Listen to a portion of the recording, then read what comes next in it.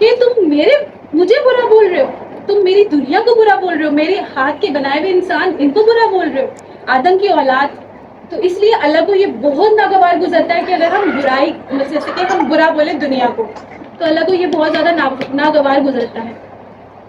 تو جب بھی ہم نماز پڑھنے بیٹھے, حدیث یہ ہے کہ جب بھی ہم نماز پڑھنے بیٹھے تو نماز ہمیں ایسے پڑھنی چاہیے کہ بس اب دنیا میں ہم نہیں ہیں, بس اللہ سے ہمارا ڈائریکٹ کنیکشن ہے.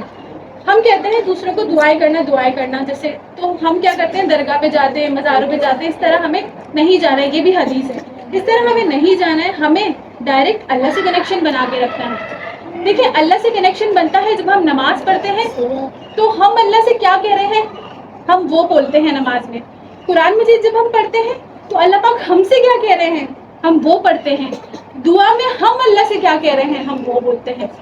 یعنی ہم اللہ سے اپنی دل کی جتنی بھی یعنی کہ چھوٹی چھوٹی دعائیں, اگر ہمیں ماچس کی تیل بھی چاہیے تو وہ ہم اللہ سے بولیں کہ اللہ مجھے یہ چیز چاہیے, اور ہمارا عقیدہ ہونا چاہیے کہ اللہ ہمیں دیں گے. تو اس لیے یہ ساری, اور بھی بتاؤں یا بہت ساری ہیں مجھے یاد رکھتی, بتاؤں. اچھا, تو اسی لیے اب دیکھیں ہم جب نا اکثر ہم کیا کرتے ہیں, ہم جیسے ہم درود پاک پڑھے یا ہم کوئی بھی میلاد یا کچھ بھی قرآن خوانی کرتے ہیں, تو قرآن خوانی میں ہم کیا کرتے ہیں ہم باتیں کرنے لگ جاتے ہیں. تو یہ ہمارے بیچ میں شیطان ہوتا ہے, شیطان ہم پہ حاوی ہونے لگ جاتا ہے, اور شیطان کہتا ہے کہ اب یہ درود پاک کی محفل ہو رہی ہے یا کوئی بھی محفل ہو رہی ہے تو اس میں گھس جاؤ, اور وہ ہماری ذریعے لوگوں کی برائیاں باتیں وسوسے اس طرح ڈالتا ہے.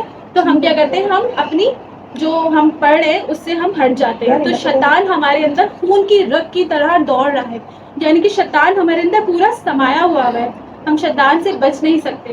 تو ہمیں اگر شیطان سے بچنا ہے تو اپنی نفس پہ قابو کرنا ہے, اور ہمیں شیطان سے بچنے کے لیے اللہ کی پناہ مانگتے رہنا ہے. اللہ کی پناہ مانگنے کے لیے ہمیں اعوذ باللہ من الشیطان الرجیم ہر وقت پڑھتے رہنا چاہیے. اگر ہمیں جیسے ہی لگے کہ ہماری ایک نماز سے دوسری نماز قضا ہو رہی ہے تو ہمیں چاہیے کہ ہم اعوذ باللہ من الشیطان الرجیم پڑھیں اور اللہ کی پناہ میں آ جائیں. جیسے اعوذ باللہ من الشیطان الرجیم تو چھوٹا سا ورڈ ہے, لیکن یہ بہت بڑی طاقت رکھتا ہے اپنے اندر. اللہ کی پناہ میں ہم آ جاتے ہیں.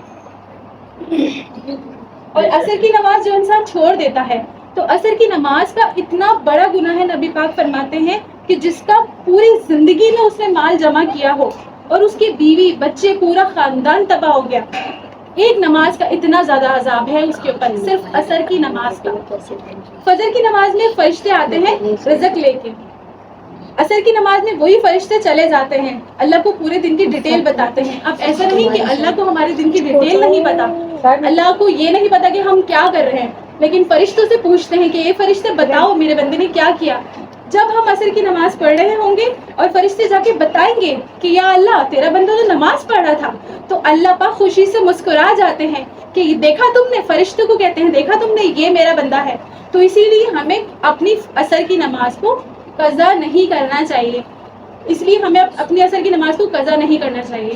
نماز کو عصر کی پڑھنا چاہیے, اس کے بعد والے فرشتوں کی ڈیوٹی لگتی ہے, مطلب ڈیوٹیز لگتی ہیں فرشتوں کی ہمارے اوپر. عصر کے بعد جو ہے چلے جاتے ہیں